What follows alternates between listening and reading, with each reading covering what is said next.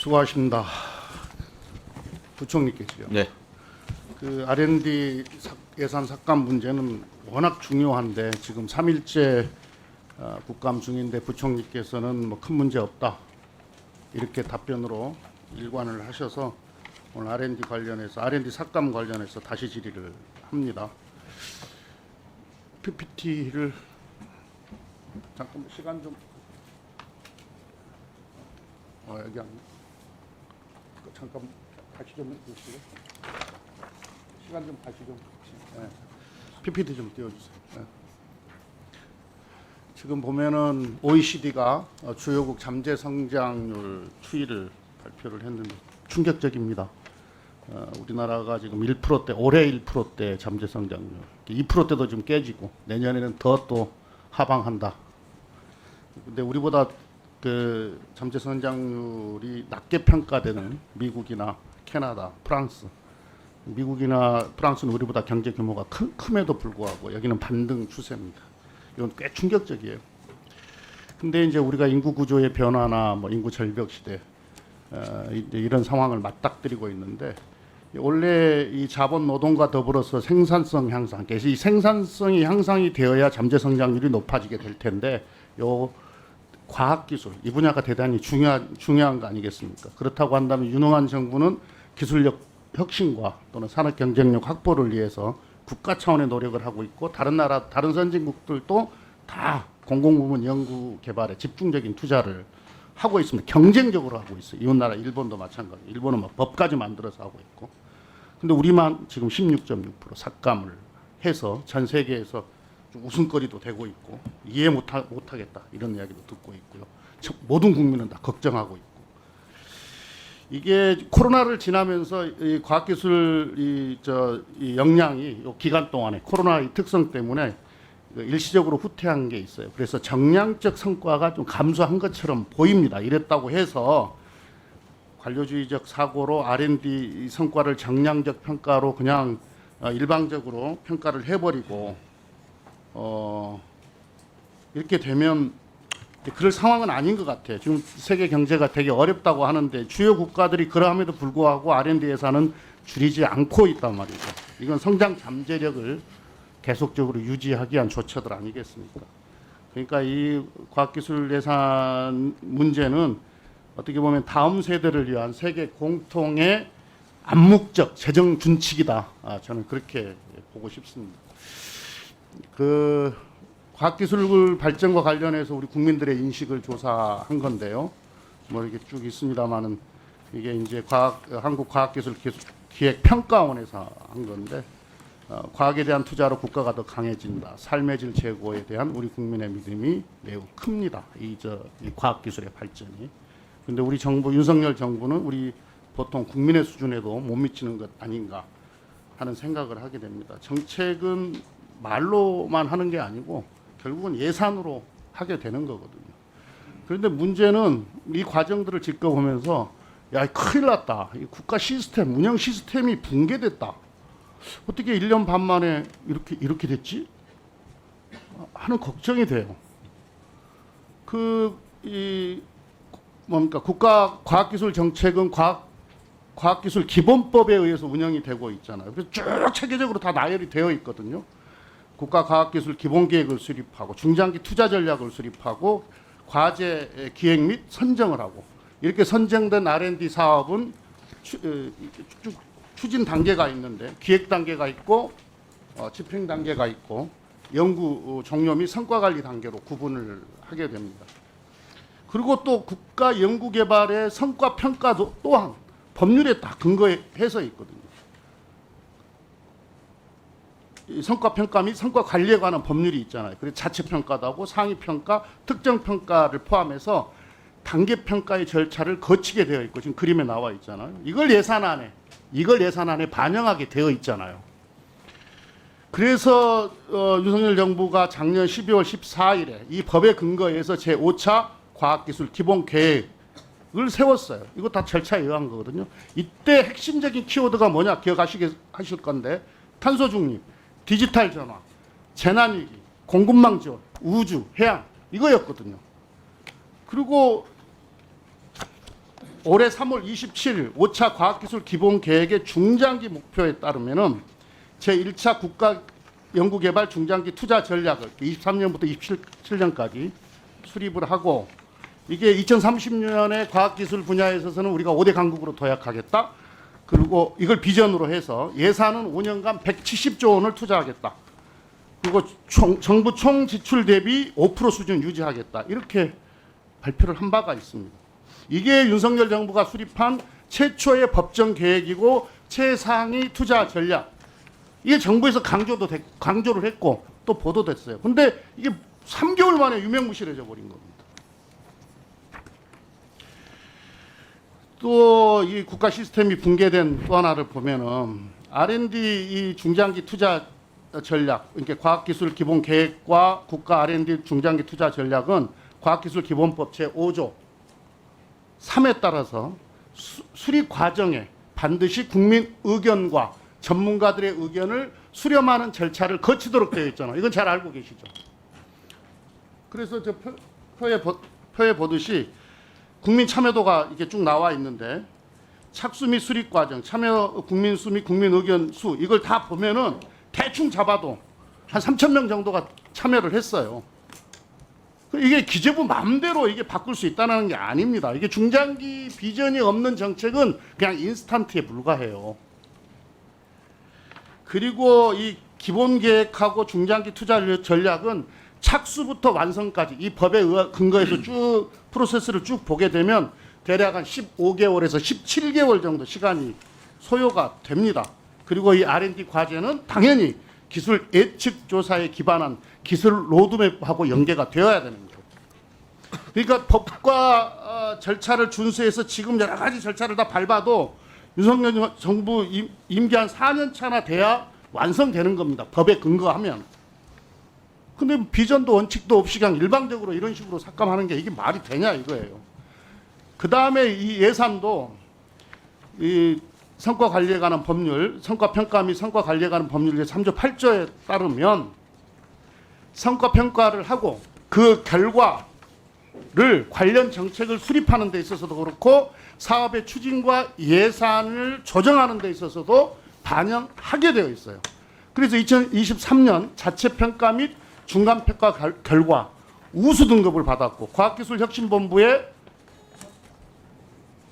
적절성 검증 결과 적절 판정을 받은 사업이 이런 사업들 또한 2024년 예산 편성 현황을 보면 총 10개 중에 그중에 9개가 예산이 다 삭감이 됐어요.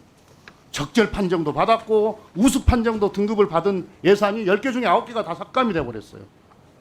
이 성과에 따른 예산 차등 배율은 이 자체가 비효율을 최소화하기 위해서 마련된 제도예요. 그리고 그런 과정을 다 거쳤는데 어느 순간에 이게 다 무력화돼 버렸다니까요. 전혀 반영도 안 돼 있고 이거 법률 위반이에요. 또 뭐 공고조항이다 이렇게 말씀하실지 모르겠지만 시간이 없긴 한데 그 3월 달에 24년 예산안 편성 및 기금 운영 계획의 작성 지침 이걸 보면 부처별로 혁신계획 지침을 이렇게 쭉 내려줄 거 아니에요. 원점 재검토는 보건복지부만 해당되었고 이 재정혁신 대상의 R&D는 아니었어. 오히려 R&D 분야에서는 기술 주권을 확립하고 글로벌 공급망 편점을 위한 투자 및 지원을 강화한다. 이렇게 보시면 되겠습니다.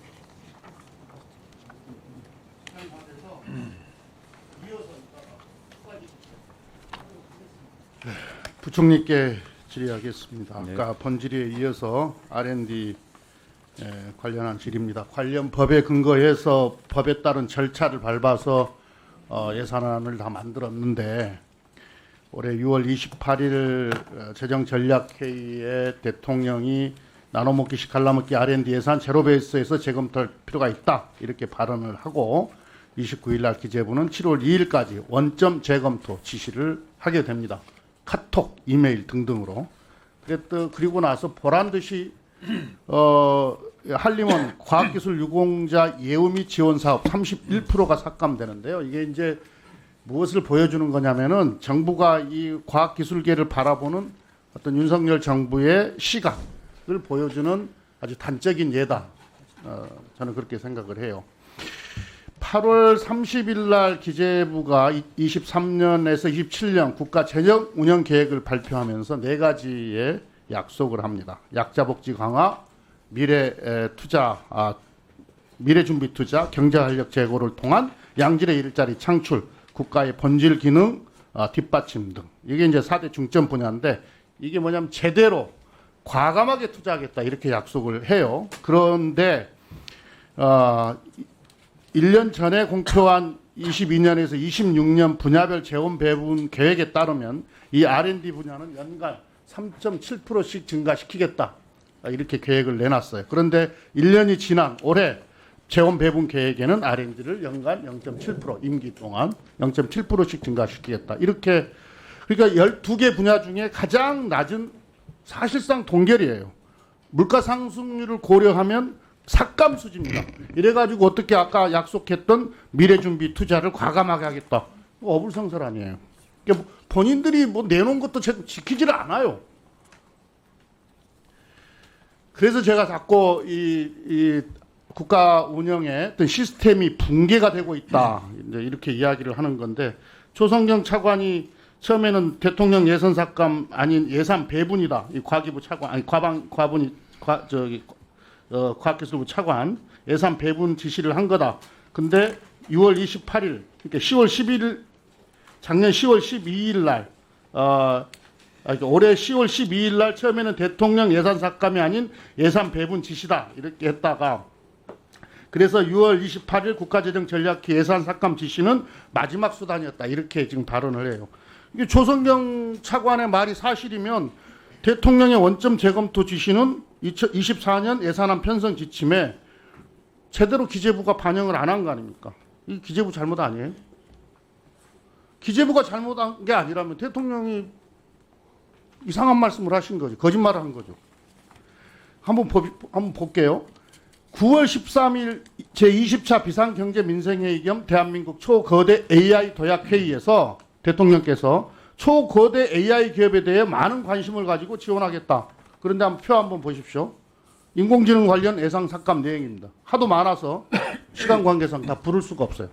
그 다음에 10월 12일 날 청년 화이트 해커와의 대화 중 사이버 안보는 국가 안보, 민주주의를 지키는 것이다. 그런데 사이버 안보 관련한 예산 삭감 내역이에요. 한번 보세요. 그 다음에 6월 8일 제17차 비상경제민생회의 반도체 국가전략회의 중에 대통령은 반도체 경쟁은 산업전쟁이고 국가총력전이다.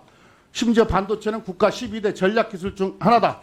해놓고 줄줄이 다 삭감을 해버렸어요. 반도체 관련해서. 뭐 다 부를 수가 없어요. 얼마나 많이 삭감을 해놨는지. 우리 국가 슈퍼컴퓨터 누리원이 지난 8월에 전기세 미납을 이유로 작동을 못했다고 해요. 이런 창피한 일이 어디가 있습니까? 그럼 예산을 증액을 시켜줘야 될 터인데 내년에 예산을 또 이것도 삭감을 해놨어요. 그러니까 12대 전략기술 예산도 삭감하고 성과 우수 등급 예산도 삭감하고 이게 지금 옥토를 만들어야 되는데 옥석을 가릴 능력도 안 되면서 시스템은 붕괴시키고 아주 황무지를 지금 만들고 있는 거예요.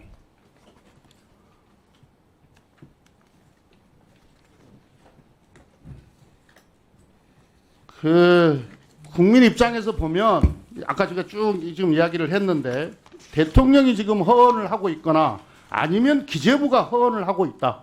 이렇게밖에 볼 수가 없는 거예요. 아니면은 전략적으로 재정을 운영할 사고와 능력이 부족하든지. 그래서요, 결론적으로 일단 이렇게 이해할 수 없는 정책들이 나오니까 이해할 수 없는 정책, 무능한 정부다 이런 평가를 받게 되는 거죠. 그 다음에 법을 안 지키니까 국가 운영의 그 시스템을 붕괴시키고 있는 거 아니냐 이런 평가를 받는 거고 오직했으면 OECD가 한국의 과학기술 정책에 대해 큰 그림이 없다 이렇게 지적을 했냐고. 지금 계속해서 반복해서 이야기를 하고 있습니다만 지금은 R&D 투자의 적시성 이게 아주 중요한 대전환입니다. 그래서 그 전략적인 R&D 예산 이것을 조정할 필요가 있고요. 이번 예산 심의 때 전면 부터 해서 R&D 예산 완성을 회복해야 된다. 이게 한번 국회 제출한 예산이니까 또 대통령께서 한 말씀 하시는 거니까 그냥 반드시 지켜야 된다 이렇게 생각하지 마시고 지금 많은 국민들이 걱정하고 과학기술계가 보면 국회에서 많은 지적이 있기 때문에 대통령께서 대통령하고 충분히 대화를 나누면서 이 R&D 예산 항상 회복할 수 있도록 의지를 가져주시기 바랍니다. 네. 예. 지금 내가 답변을 다 들어야 돼요. 이거 지금 법 안 지킨 거. 예. 수고하셨습니다. 장관님 답변하시겠습니까? 예. 할까요? 예. 뭐 컨트롤에서 과학 기술에 대한 애정, 관심, 중요도 그거는 뭐 저하고 우리 의원님하고 또 우리 정부 생각하고도 컨트롤에서는 저는 같다 생각합니다. 뭐 지금 여러 지적하신 부분은 잘 알겠는데 사실은 뭐 그런 정신으로 해왔고 또 앞으로도 그렇게 갈 거다 이런 생각인데 제가 늘 말씀드리지만은 R&D도 그동안 굉장히 크게 증가했고 그 중에서도 여러 가지 추스릴 게 굉장히 많다. 비효율 낭비적인 거 줄이고 혁신 도전적인 거 전략적인 거 해야 된다. 그런 차원에서 여러 가지를 했고 또 법규에 따라서 저희들 했다는 말씀을 드립니다. 예. 수고하셨습니다. 추가 질의하려니까 좀 눈치가 보이긴 한데 꼭 좀 확인할 게 있어서 국세청장께 질의합니다. 예.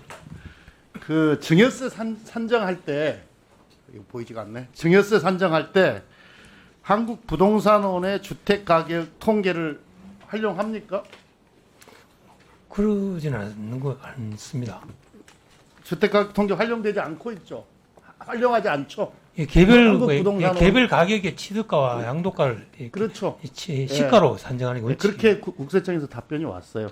한국부동산원의 주택가격 통계는 활용하지 않는다. 또 하나 묻겠습니다. 2018년부터 2022년까지 최근 5년간 부동산원의 통계를 적용한 것으로 추정되는 부동산은 토지 건물이죠. 관련 증여세 납부 건수는 약 57만 3천여 건으로 납부된 세액만 106조 224억 원에 달한다. 이런 주장이 있는데 이거 맞습니까? 사실입니까? 제가 내용을 좀 파악을 하지 못해서. 아니 이거 저 국정감사에서 뭐 타 상임이긴 하지만 국정감사에서 주장이 되었고 그리고 보도 자료도 나왔고 또 일부 언론에 보도도 됐어요. 근데 몰라요 이거? 이 증여세는 원칙적으로 시가에서 개별 그러니까 시가에서 그건 아까 그건 예, 됐고 그렇게 하고 있습니다. 이거 지금 요 숫자 그러니까 이게 이제 그래서 다른 상임위에서 확인을 했는데 이 금액은 최근 5년간 토지와 건물 증여재산 가액을 모두 더한 금액으로 보여요. 그러니까 근데 실제로 최근 5년간 토지, 건물, 유가증권, 금융자산, 기타 증여재산 총액에 대한 증여세 결정세액은 약 33조 8,870억 원 이 정도 되는데요. 그러니까 토지 건물분만 한정해서 보면 아까 이야기했던 건수와 또 저 액수보다는 훨씬 적어지겠죠. 그렇죠? 예. 예.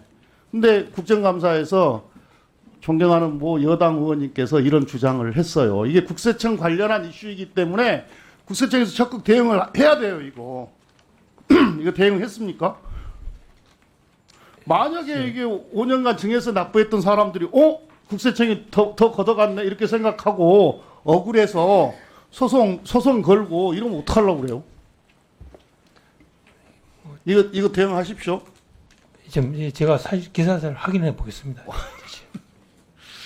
예, 이게 이렇게 저 허위 주장하고 이러면 안 되는 거거든요. 그 부총리께요. 예. 자꾸 이제 겨울 여름 이야기 하시는데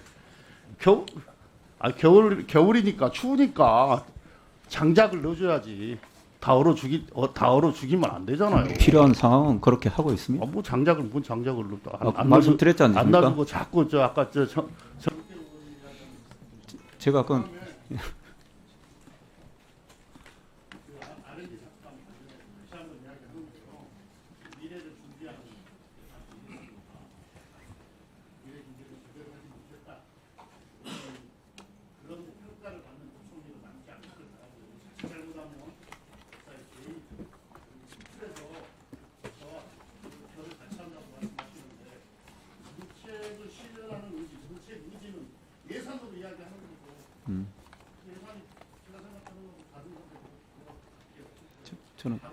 저는 같다고 생각합니다. 전체 뭐 늘리되 거품은 빼라. 뭐 그 같은 취지 아니겠습니까?